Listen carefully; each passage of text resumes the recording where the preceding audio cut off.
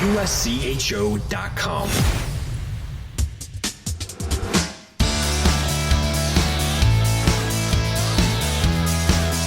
Welcome to USCHO Spotlight for Wednesday, January 18th, 2023. Each week we talk with coach, player, administrator, or journalist about college hockey. And this podcast is sponsored by the NCAA Men's Division I Frozen Four, April 6th and 8th at Amalie Arena in Tampa, Florida. Get your seats now at ncaa.com/mfrozen4. I'm Ed Trefsker alongside Jim Connolly. Back where you expect them to be, Harvard is near the top in the ECAC right now at midseason. And joining us now on USCHO Spotlight, an old friend of the show. He's been on many times. That's Ted Donato, head coach at Harvard. Teddy, this team is looking good of late. 4 of your last 5 are wins, including a sweep of Clarkson St. Lawrence this past weekend. I know obviously there's some losses that you might like back, but this is a club right now that it seems to be rolling. What do you like? Well, I think it's a great group. First of all, a lot of fun to come to the rink every day. We got off to a good start. Hit a little bit of rough waters. For a few weeks, and I think coming out of the break, there was a lot of excitement, and I also think we've kind of battled, just injuries like everybody else, really. So we're starting to get healthy, starting to have the team that we thought we would at the beginning of the season. We got John Farinacci back last weekend, which we haven't played. He hasn't played all year, so that was great news. And I think this is a group that is young, and we'll keep improving. I look at the schedule that you've gone through, and as you said, the start was hot, but as you were getting toward that break, that was where you kind of went through some of your adversity. I know some coaches say, boy, I wish we didn't ever have to go on break. They're always poorly timed, but was it a well-timed break for you? Yeah, I would say yes and no. I think, we actually we got to play some really exciting games, right? We went out to Michigan, played at Michigan twice, which is a great environment. We had, we were blessed to have Jim Harbaugh come on the ice on a Saturday night after their big win over Ohio State. And then, then we go up to Ithaca, against a really good Cornell team and win the game in overtime. And then we have one game before the break, and we have a back and forth game with Colgate and lose the game. We certainly didn't want to end it on a loss, and would have loved to, have a good week of practice and come back and play the next weekend. But our guys were going into exams, and our break, this year, just the way the schedule worked out, ended up being pretty extended. I mean, I think we played on December 3rd and then came back on the 26th. So, a little bit of an extended break, come back right out of the break against a really good BU team on the road, and have an exciting game that we lose with, 30 seconds to go in overtime. But this team has kind of been resilient, and, I think our best hockey is in front of us. I look at some of the scoring on the team right now. I mean, you guys have played only 17 games, the old Ivy League schedule, a little bit more compressed.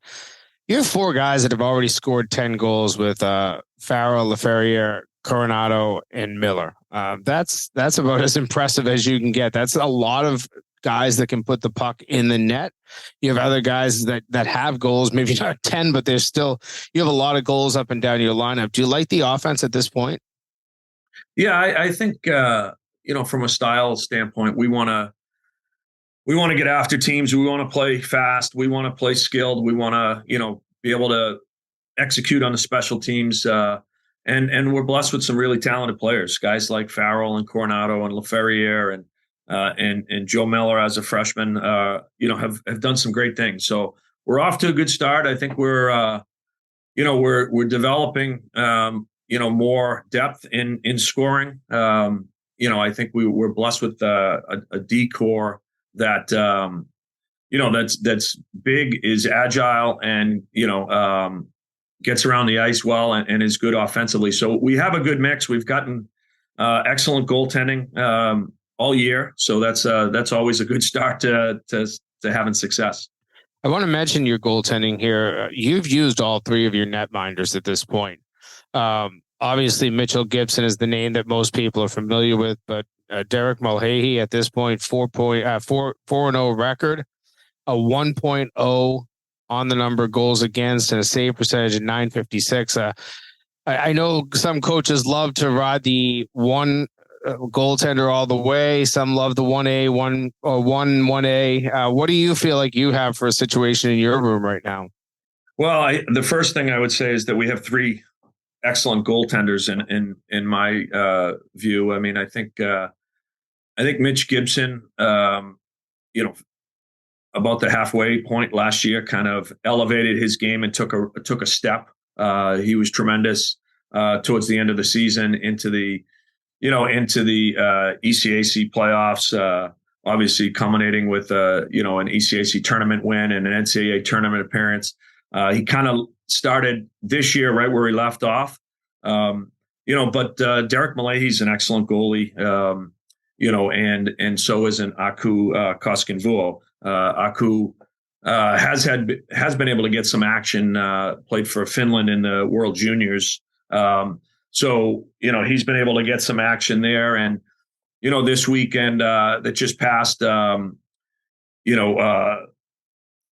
Gibson was under the weather. So, we were able to get, Derek Mulcahy a couple starts, and, he's done, very, very well with his opportunity. Obviously, his save percentage is right up the tops in the country. So, we have confidence that we have excellent goaltending, regardless of who's in there. But, we're excited to see, the performances of those guys every night. Ted, looking at the conference overall, it seems like the ECAC is having a pretty decent season, just about 3 games below 500 out of conference, and a lot of teams that seem to have improved. What's your overall look at the ECAC this season? Well, I think it's been a little bit of a bounce back year. There's no question that that our league probably got hit a little bit harder than most with COVID. Not only from the fact that the Ivies didn't play, but also even in the transfer portal. These Ivy League schools don't have graduate students, so that was kind of a double whammy for us a little bit. But it looks like the teams have bounced back, and one of the unfortunate parts of our league, I think, is that in general we do play a lot of our non-conference games on the road. Especially against the better teams. So that is a little bit of a challenge, but it's really been great to see recently, especially, you got, Clarkson that goes out and wins against Wisconsin and UMass. And then you have, Brown that, has huge wins versus Merrimack and Providence. Just recently, Princeton, beat Providence last night. And, I think Yale's had some good wins lately. So it's really been, excellent for the league. I think, Quinnipiac and Cornell have also had some good wins. I think Quinnipiac went out to North Dakota at the beginning of the season and had some big wins for the league. So I think the league is had a little bit of a bounce back year, and I expect it to be strong moving forward. Somebody who came on board in the ECAC right about the same time you were hired as head coach at Harvard is your commissioner, Steve Hagwell. Right before Christmas, he announced that he was going to retire at the end of the season. What has Steve Hagwell's 18 years behind overseeing the ECAC meant to the league? Well, I'm a big Steve Hagwell fan. I think Steve's done a great job, on a number of levels. But, I think, looking back, it may be a little bit premature to be looking back, seeing that he still has the rest of this season. But, I think he's guided the league, through a pretty challenging time, whether it was COVID, whether it was the reorganization of college hockey as far as, some of the different leagues that have sprouted up. But I also think, I look at it and see, over that time, Yale has won a national championship. I think Quinnipiac's gone to, 2 national championship games. Union won a national championship. So, you certainly have to respect the fact that, he was at the helm of this league, during some of its finest moments. More with Harvard's Ted Donato in a moment. USCHO Spotlight is sponsored by the NCAA Men's Division I Frozen Four, April 6th and 8th at Amalie Arena in Tampa, Florida.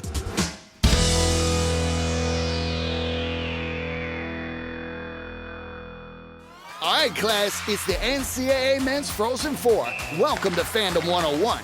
Want to help your team rule the rink? Here's your assignment. Lesson 1, go big for every goal. 2, when you bring enough for the whole class. And 3, attendance is encouraged, but passion is mandatory. The NCAA Men's Frozen Four, April 6th and 8th at Amalie Arena in Tampa, Florida. Buy your tickets today at ncaa.com/mfrozen4. Class dismissed. We're back with Harvard head coach Ted Donato. I want to get into a little bit of rule changes and some of the things that you've seen this year. It doesn't look like the 5-minute major without a misconduct has affected you, at least on the Crimson side of things. But that change and the increased flexibility and ability to challenge on video, what's your assessment of that midway through the season on how those are going? I like it. As you say, I haven't had a ton of experience with it in game. I do like the fact that we're allowing the referees to have an opportunity to look at it and see if it's, because I think initially, whether it's, somebody gets hit from behind or you see somebody that's down on the ice for a second and the crowd reacts, sometimes, sometimes reality and, the atmosphere don't exactly align themselves. So sometimes having a minute to be able to go and watch it on video, I think gives them a better chance to use their judgment to make the right call. And I would say overall, I'm supportive of the changes. I think there's always the challenge of are we slowing the game down too much? And that's something I'm certainly sensitive to. But overall, I would say it's been a positive. Ted, before I go into kind of your future, I want to kind of go back to something you mentioned. You talked about COVID, and you looked at the Ivy League schools, and it seemed that it was a difficult situation. If your players wanted to maintain some eligibility, they had to stop taking classes. They had to do things that students didn't have to do everywhere. And I look at schools that got hammered in the transfer portal. Because of that, just players leaving to go somewhere else, mostly from the Ivy League schools. When you look at that, did that feel like a year where you were, you obviously weren't coaching, but were you almost feeling like a recruiter, you were recruiting your recruits all over again, just trying to convince kids how to maintain and figure out what they were going to do every day? It was a really challenging time. It was really difficult to stand by and watch your student athletes miss out on, a really special time in their life. Just being in college and being able to play the sport they love. We were in obviously I say that with respect to the fact that it was just a really tough time around the world, from a health perspective. So I'm not passing any judgment, but it was a difficult time. Hey, we felt like we had a really great team heading in to that year as well. So it was a tough year. We lost guys on our roster, that were slated to come back, guys like Riley Walsh and Jack Rathbone and Jack Drury, some really talented, great guys. And then we lost some recruits too. It was tough. I think Matty Beniers probably would have looked pretty good in a Harvard jersey. And obviously it was a tough situation for him. He went to, Michigan and wrote a great story there. I think it was a challenge. I think it was a challenge all the way across the Ivy Leagues. It was, also I think Union and RPI were in the same boat. I am kind of looking forward to putting that fully behind us as we kind of come to the end of, the extra year that teams have gotten, players have gotten with COVID, because it's not really something that's, part of our equation. So it just makes it more challenging. I want to get to your series this weekend coming up, the 2 games you'll play, but not too far down the road, the Beanpot's coming up. I know that is a favorite of yours. It's a favorite of everybody that grew up in Boston. And last year, after COVID, the Beanpot felt like the first Boston sporting event that was really back. You had a packed TD Garden for both nights, and you've got 4 teams that are all relevant right now and playing very good hockey. How excited I know it's still a ways away and you can't get the players excited for it, but as a coach, you got to be pretty excited to get back to Beanpot life soon. Yeah, I'm always excited for the Beanpot, but I think this year I am a little more excited. I just think that, as you said, I think last year, it was a real bellwether for the fact that, we were back a little bit, away from COVID, and there was a great crowd at the Beanpot. And, even our games this season, we've had great crowds. We had a, sellout versus Northeastern. We played at BU in front of a sold out crowd at Walter Brown. And so I feel like the excitement is back, on the campuses. And I think, as you say, all the teams are very relevant, and you could easily make a case for each team as to why they would be the Beanpot champs this year. So I think it's should be very exciting. Lastly, I will talk about this weekend. You'll play at Yale and at Brown. Obviously, Harvard-Yale hockey is not the same thing as football. Nobody's pulling out the fine china for a tailgate. But I know there's still a little bit of rivalry there. And then, Brown being a team that's, geographically the closest ECAC team to you. What are those two games usually present? Well, I think regardless of, the teams, the records, our Harvard-Yale games are always, super emotional, very competitive. And, we expect it to be a great environment down there on Friday night. They're playing very well lately. They swept through, Union and RPI last weekend. I think maybe they lost a shootout against Union, but playing really well. I think their goalie Pearson is, amongst the top in all categories in the country right now. So I think they're a little bit different team than we faced earlier in the year. So I think just the emotions, the crowd, being on the road, it presents a great challenge for us, and one we're looking forward to. And then, Brown has played really well lately, having wins over Merrimack and Providence, and, they swept through RPI and Union last weekend. So this is a good challenge for us. Everybody's kind of bunched up. Our record is good, but we certainly haven't been able to escape the pack just yet. We really would like to secure home ice and a bye in the first round of the playoffs, which is important in getting a home series. So this is a good challenge for us. Brown is a very talented team as well. Excellent defensive core, excellent goaltender. So and we were on the wrong side of it last year versus Brown in December at their place. So we're certainly well aware of the dangers that await us this weekend. Well, it has been a good season for the Harvard Crimson to date. And Ted, I know we'll be keeping an eye on your team as you head down the stretch. But thanks for taking the time, and obviously best of luck the rest of the way.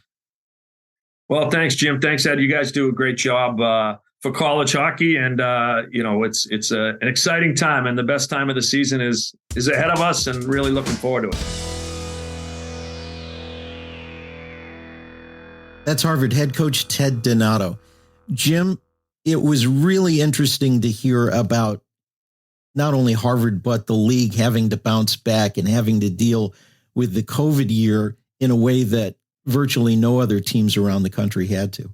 I remember saying during that season that it could be the most destructive thing that's ever hit a league. When 8 of your 12 teams decide not to play, and you just looked at transfers and where kids were leaving.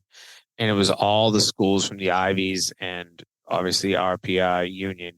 It looked difficult. And I think that last year proved it was difficult. Last year was a tough year for a lot of teams. We're starting to see some teams get their heads back above water, play much better hockey. You see a little bit more depth in lineups because that was missing last year. You had some teams that if you had a few injuries, they were done. Ted pointed out Brown and that they've had a much better year, but they got hit by an injury bug last year. I want to say it was about mid to late November, and they never recovered from that because once you don't have those players in your lineup, and they didn't have the ability to dress a full lineup every night. So you go through that when you've lost that, you've lost 5, 6, 7 players out of your lineup to a transfer, all because you didn't play for 1 year. That's difficult to overcome. But I look at some schools, and I do look at Harvard. It's, I think of Ted and his staff. That's why I asked him about it. They did a very good job navigating some tough waters. And yes, they lost some good players. I think of Rathbone, Drury. You hear about Beniers not coming. I think Matty Beniers, and you see what he just signed for this week with his NHL contract extension. He's a very valued player that I'm sure that would have been great for that Harvard team. But, here they are back, and they're sitting right there, upper end of the pairwise, second place in the ECAC. They're playing really good hockey. I credit Ted and his staff with what they were able to do through a really hard time. When you think about ECAC hockey, you think about tradition, the venerable old barns, the Ivy League, and all of that. Steve Hagwell has been somebody who's been interested in preserving Steve Hagwell's been someone who's been interested in preserving tradition, but with his departure at the end of the year and the way the game is changing, you wonder if this might be a time of transition for the ECAC, and you wonder how the change in the 21st century is going to go up against all that tradition and all that history that's been there in the ECAC. Yeah, it's interesting. Yeah, and I thought it was interesting what Ted Donato said about navigating a tough time during the last realignment. And there were not a lot of conferences that were untouched during realignment. And that was one of them, the ECAC. They had added Quinnipiac not too far in the rearview mirror, but they didn't lose anybody. Everybody remained with them. And as conferences have moved and broken, you don't hear a lot of talk about going after the ECAC teams. And I think it's because a lot of teams, a lot of programs understand that the tradition that goes along with the ECAC also puts a really solid foundation underneath. And it's a foundation that I know was built before Steve Hagwell. I mean, the ECAC as a name has existed for a long time, but when the ECAC was really trying to break away from an all-sport conference and just focus on hockey, it was Steve Hagwell that was really the person steering the ship, and he did a fantastic job. And good to hear Ted Donato speak so highly of him. Obviously, he said he's a Steve Hagwell fan. I think we're all Steve Hagwell fans. We've been around him for a long time. He's a fantastic guy, great administrator, who leaves a good legacy in the ECAC. Harvard's playing really well right now, but there's little room for error in an ECAC that I think is as competitive as it's been in several years. I think you're right about that. You could just sit there and say, okay, we get it. There's one team that's absolutely running away from things, and that's Quinnipiac, and they haven't lost a game in their league. Harvard, it's easy to forget, is only has 2 losses in ECAC play, and they're 12-4-1 overall. You look at those 2 teams combined, boy, they are a real powerhouse. Then you throw Cornell in, but even Princeton right now is sitting in 4th place. I know it's very tight and jumbled, really, from third, let's say third, all the way down to almost 10th place. It's not, not much more than a weekend and a half separates you at this point. But you saw Princeton, a great overtime win over a Providence team that's been playing well at times.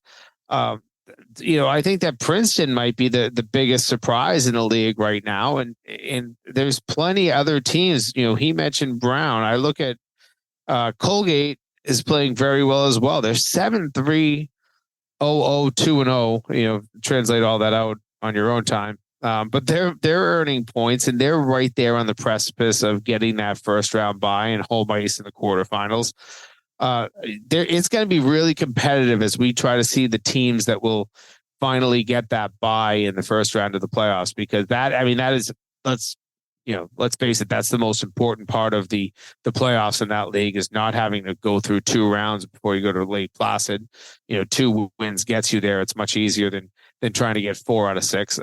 So I think that little race right there, maybe Quinnipiac just runs away from that. It looks like they will. They might even clinch it in a couple of weeks here. That's how far up they are. But that race that will be for a bye and home ice in the quarterfinals in the ECAC will be as tight as any. USCHO Spotlight is sponsored by the NCAA Men's Division I Frozen 4, April 6th and 8th at Amalie Arena in Tampa, Florida. Get your tickets at ncaa.com/mfrozen4. And you can find all our podcasts at uscho.com/podcast or subscribe on your favorite podcast app. For Jim Connolly, I'm Ed Trefzger, and this has been USCHO Spotlight.